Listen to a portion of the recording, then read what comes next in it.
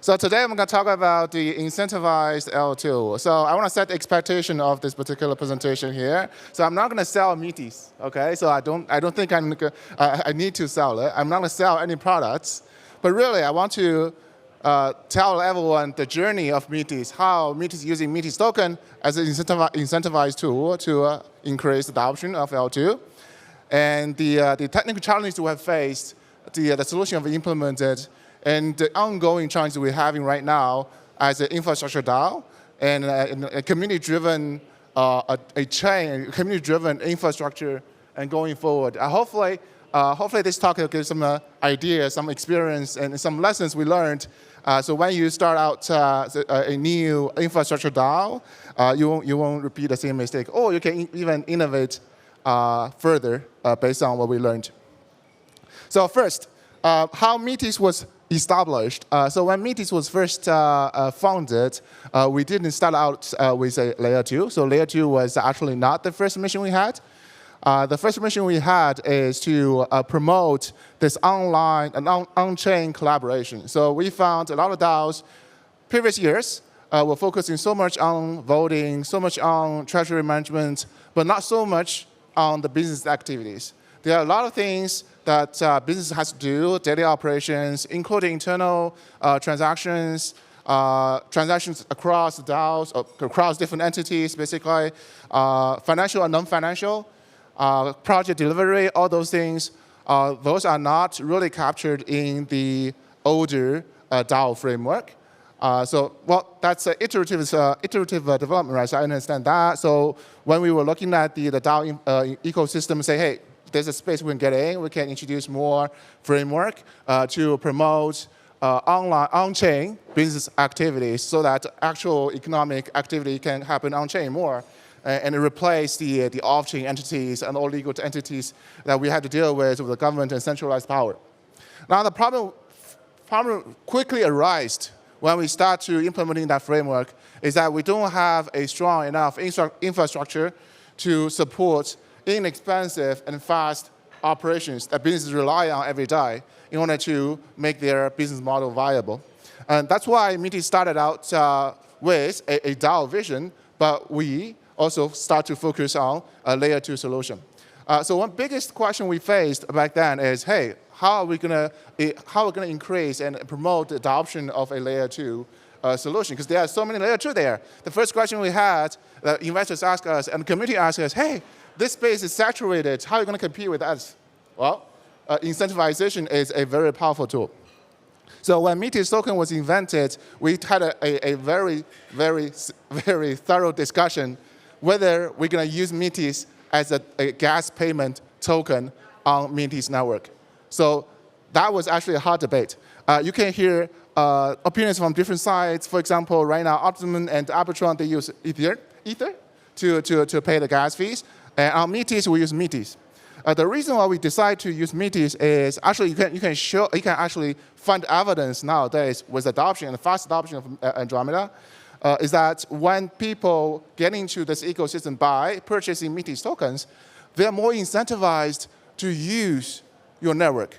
Because the more transactions they use, the more successful the ecosystem projects they become, the whole value of Metis token also increase alongside. So they're actually incentivized to participate in ecosystem projects, to participate in building the layer 2 together. So that's the first thing we noticed when we start an infrastructure level DAO, which requires a very complex protocol and requires some very good adoption in order to be successful. A incentivized token mechanism is actually a must-have. So that's the first lesson we learned. The second that we found that actually it's very complicated to use Metis token as a gas payment token. Let me tell you why the complication is. For a layer 2, there are a lot of factors or components in this payment. First, you need to incur some gas cost because it's a roll-up, so you have to roll the data up to layer 1. Layer 1 is not cheap. So you have to incur actual gas costs in Ether to make your layer 2 work. That, again, that's not Metis token. So we somehow have to have a way so that periodically we collect the Metis token and we swap the Metis to Ether, and then we can replenish the DAO treasury that way. Then how much do we charge for our transactions? That's the second challenge we faced. Because Metis token price changes every day. You can look at the price chart of Metis. It's actually going quite crazy, up and down, up and down. Now, how are you going to react to the ever-changing price of Metis token in relation to Ether? That's the first changing component. The second changing component is the L1 gas fee changes every day dramatically, just like a Metis chart. So it's just every day in the morning it can be very low, and in the afternoon it can be very high, even to like 200 green. So how do we react to this ever-changing L1 gas cost we have to incur as an infrastructure in order to make L2 work? So in the end, we found a rigid mathematical formula may not cut the deal. So what we end up with is a more treasury-based formula. So what we're trying to do is we average out a weekly treasury spending, and then look at the treasury income. And we look at the online on-chain activities and see how many transactions are going, and predict if there's any big launches going on in the next week. With that prediction, we try to find and predict a gas price that is suitable for a reasonable profit margin for the DAO. Again, DAO still needs some profit margin in the gas collection so that they can continue to develop, continue to innovate. But this is I would say this is actually a very cutting-edge prediction algorithm that we implement. And hopefully it can be done more decentralized way in the future, and that's what we're hoping to achieve going forward when we fully decentralize the infrastructure DAO for Metis. That's the second thing I want to highlight. So if anyone wants to start a new layer 2 with a token, happy to talk about it. There are many headaches you have to go through in order to make it work, but it will definitely work. So the third thing we noticed, because as a DAO, you definitely need some consensus within the community, because your community needs to participate how the direction of innovation going, what things our team needs to focus on in order to improve the infrastructure. In our case, it's Metis Andromeda layer 2 solution. So there needs to be some voting or consensus mechanism. Very easily, I would say the first approach that everyone will take is, hey, let's just use Metis token as a voting token. Actually, the team is actually doing snapshots votings recently. We recently introduced a community ecosystem program, so the community start to doing the ecosystem project vetting instead of the Metis team doing it. So that uses Metis as a snapshot voting token. But the problem arises. I think everyone is quite familiar with the challenges and problems with voting tokens, especially in Metis' case. It is actually a utility token in a way because you use that to pay the gas. But if you use that also to do the voting, then it's a dilemma. Hey, what should I use? Like, is it going to be used for voting? Is it going to be used for paying the gas? So a very common strategy, and the strategy that we're going to use in Metis is to use the staking mechanism, where you can stake the Metis, and then you get the voting token from the staking emission. So that is a way that we can ensure a long-term community members and well-invested community members have more voting powers for those infrastructure proposals.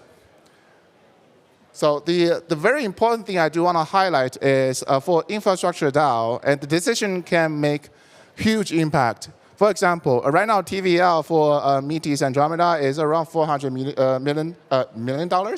I think the highest point that we ever reached was close to $1 billion US dollars.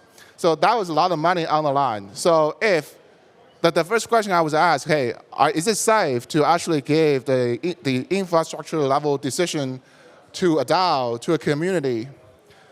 It is very debatable. It is definitely a vector of attack. So anyone can somehow get a very high voting power and change how the infrastructure works, or even deploy a new smart contract which is has some loopholes where it can be take advantage by the hackers. Actually, there was a recent hack Beanstalker, I think, is the project was hacked in that way. So they deploy a smart contract using the DAO infrastructure, and there was a loophole in a smart contract so that they actually lose quite a lot, actually 100 million, more than 100 million US dollars. So it is actually very dangerous to directly give the community the control on the infrastructure. But there's a very interesting characteristic of a optimistic rollup. That's what Metis is there's a 7-day finality window. So once a consensus has been reached by a voting from the DAO, if the infrastructure DAO needs to change anything that impacts the infrastructure as a whole, they need to actually finalize it on layer 1. That finalization window is right now set to 7 days. So this delay actually helps the community to censor itself, in a way, to basically correct if there's anything wrong with any questionable behavior. During those 7 days, there's actually a mechanism that you can freeze a particular proposal. So it's actually a very, very interesting characteristic of optimistic rollup. You can actually freeze one particular state. So this state cannot be relayed to L1, meaning that that proposal that you want to, so the proposal about changing the infrastructure actually cannot be relayed to L1 if the DAO decide to freeze that particular proposal. So the mechanism is actually there to kind of safeguard the infrastructure DAO so that the community or a dishonest member of that community cannot harm the infrastructure as a whole that easily. But still, that's a vector of attack that is a hot topic, and we continue research. So for anyone that would like to run a very big protocol with a lot of TVLs in it, and if you gave the decision to a DAO, you have to deal with the situation. So this is a very important thing that I do want to highlight, and something that we learned when working on Metis. So yeah, so this is actually the main topic I want to talk about. I do want to leave the last 5 minutes for any questions you may have.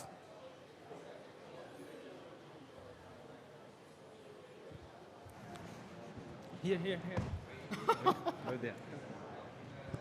I'm just curious to learn more about, given the security risk that you have highlighted just now, has it always been the decision to make it a DAO to govern the infrastructure, or was that like what actually motivated you to take that risk despite that's obvious concerns? Yeah. Just like I said, the history of Metis is we started out with a decentralized collaboration. So the Metis is also run in this way. So we want to make sure that we are not the only one that controls the infrastructure. Actually, so I talked to many people. I said, honestly, I do not want to be the one operating our layer 2 node at all. I do not want that. That should be in the community. That should be decentralized. I do not want to have that superpower to control billions of TVL. That's not what I want.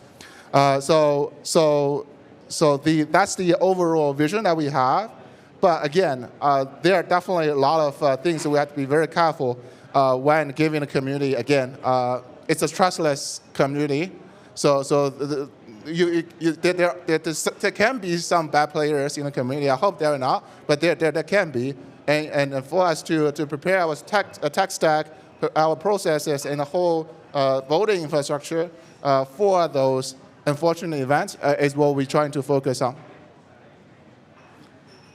Any other question?